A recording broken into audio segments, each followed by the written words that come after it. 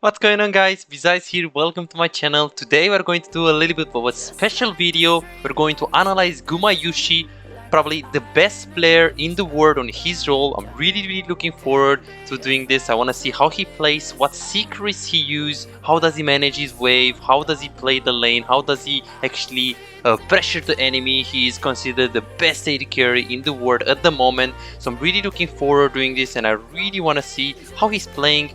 If he's well, if he's good, if he's like doing crazy things that I maybe don't understand. We will actually learn from himself. So if you want to learn wave management, if you want to learn macro, if you want to see like a challenger AD carry, make sure you stick till the end, because this is going to be a really amazing video. By the end of this video, you're basically going to get 5 secrets that are basically going to get you to improve really hard in this game. So let's watch Gumayushi right here. He plays Kog'Maw, a pretty safe champion on the bot lane. He plays with Lulu, so Lulu Kog'Maw is a really good lane in general. So let's see how he really plays right now. He does have a big advantage in this position because he does not leash. We can see that he's moving in. I really like that he's walking up constantly right here. He's walking up, he's trying to stay behind the minions. It's really important to like try to use your W in order for him to pressure. So right now we can see that he's staying constantly behind of his minions. This is really amazing. So he's walking up, he's pressuring.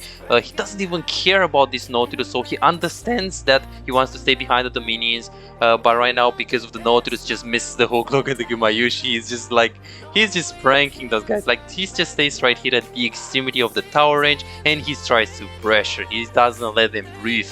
As long as he stays behind the minions like this, the Nautilus can't do anything. Plus Samara is really weak at level 1. He actually drops a ward right here just in case he gets level 2 or 2:30 gank, 2 minutes and 30 seconds gank by the enemy jungle. I'm not quite sure who is the enemy jungle right here. He's going to look to crush, and he's just going to play really aggressive right here. He knows exactly his range, he knows exactly his limits. He's pressuring really hard. So look how aggressive he is. This guy is amazing. He has Ghost, but he doesn't even care. He just walks up. He's just like they probably just hate him. Like, the enemy bot lane just completely hate what he does right here. He's trying to slow push the wave. He tries to punish them. So remember that in those kind of lanes, if you can push and punish them, it's going to be better than if you just get pushed, because if you get pushed, then the Nautilus can actually go for the hook. He goes for the hook right here, ignites. This is probably just a bad fall from Nautilus. He's just going to flash in. Gumayushi gets a first kill. The jungle comes right here. Let's see how he's kiting. He's clicking so fucking fast. This guy is so fast.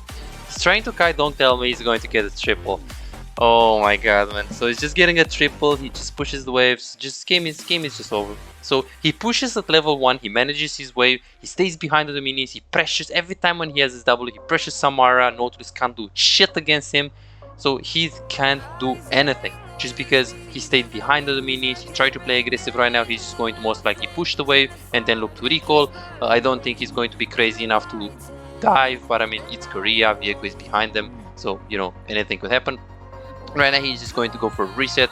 He probably just gets some Berserker boots, refillable potion, pink cord, something like this, or maybe he goes for the Gumayusi first. I mean, he's really ahead, and he has Lulu as well, so maybe he's crazy and he goes for, yes, okay, so exactly, so he goes for a pink cord.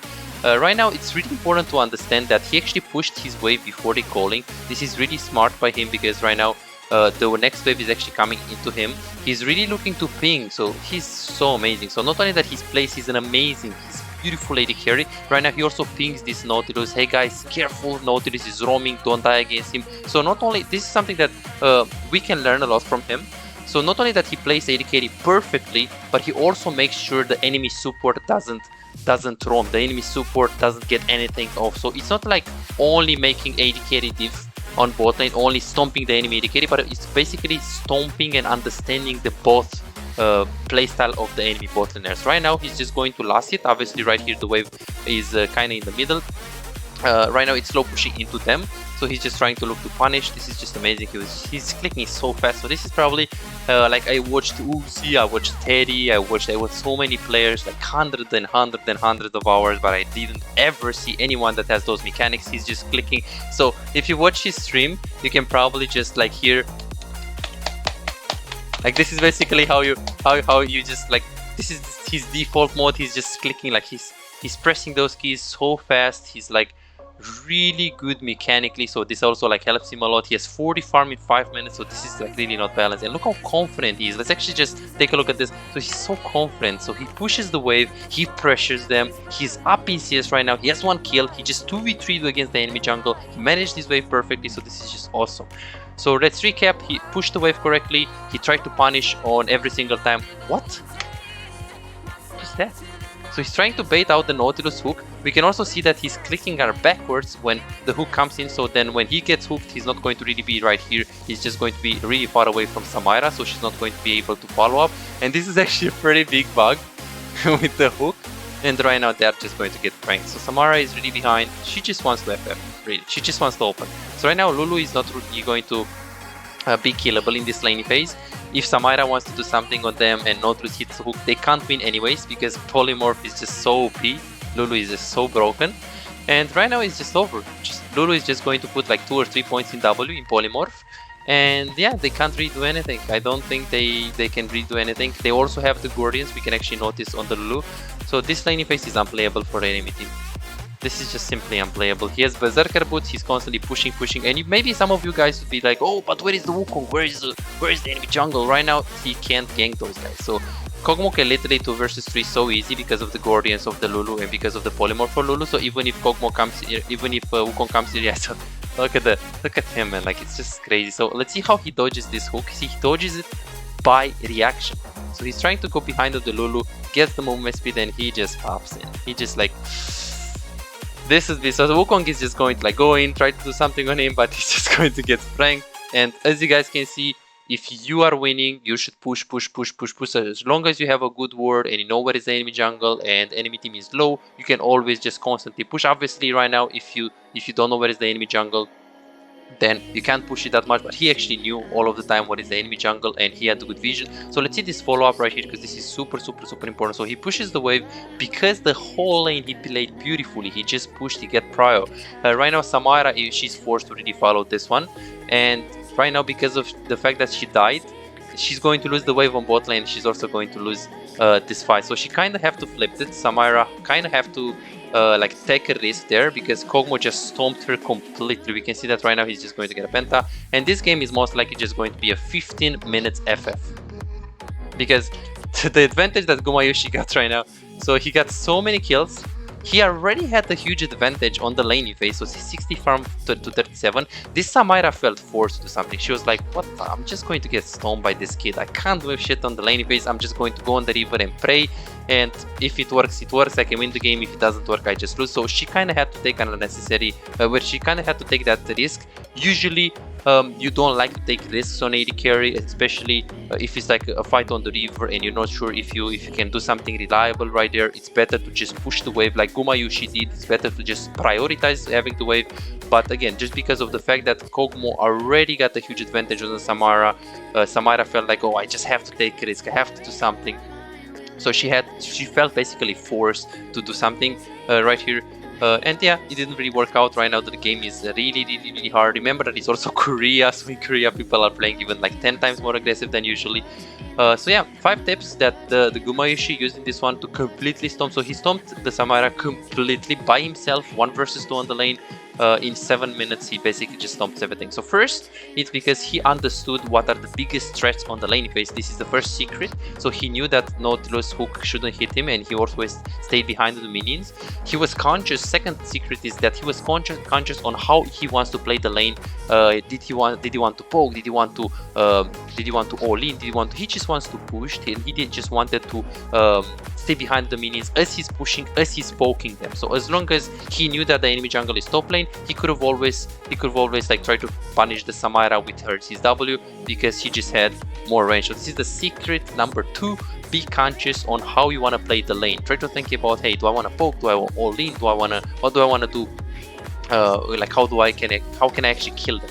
Secret number 3 is pressure your enemies and always actively think about punishing them without getting caught, like Gumayushi did right here beautifully. So we can see that he goes on the laning phase, he keeps himself like behind the minis, and he's always thinking, we can see his clicks, he's always thinking, oh, I want to punish this guy, I want to punish this guy, I want to punish this guy, I want to punish this guy, I want to kill this guy, so he's always thinking about that. Obviously it's a huge wave right here, but because of his confidence, he's really confident, and he is really good mechanically, so he can make this play. And he's always thinking, hey, if the Samara goes for this minion, I can just prank her, I can just hit her, I can just punish her so hard.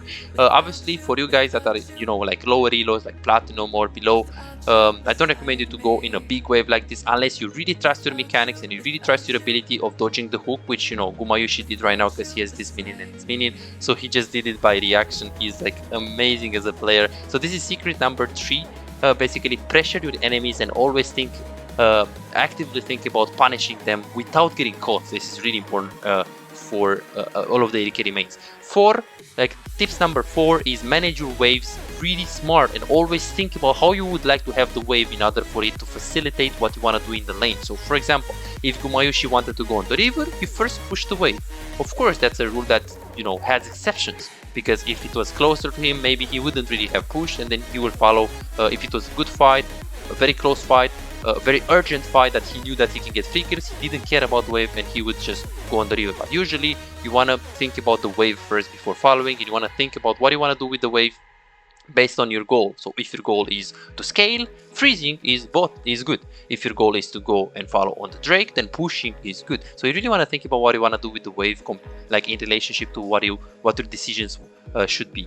And the secret number 5, the last secret, is get ready to group with your team if the fights are reliable and free. So exactly after he pushed a lot, exactly when the teammates were fighting, he actually looked there with his camera, he tried to like hover on the screen right here on the river. He saw that the fight is good, really free, they were low, they were close to him, and then he just instantly followed. Of course, if the fight was, let's say everyone was full HP and he wasn't sure if he can get figures, he would just prioritize the wave. But in that situation, he really wanted to help his teammates after he got the wave, so he actually just did it.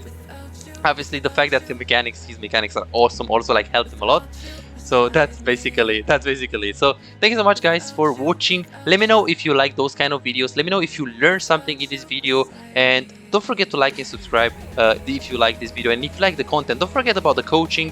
So if you want to get a personalized coaching, if you want to climb really hard on the ladder, if you want to improve your gameplay, if you want to find your mistakes, maybe you want to get from bronze to gold, maybe you want to get diamond, maybe you are stuck and you would like to have more fun with the game, you can book your personalized coaching right now. I will leave the link in the description. So if you are serious about improving your gameplay and having a little bit more fun when you play League of Legends, you can book your coaching session with the link in the description.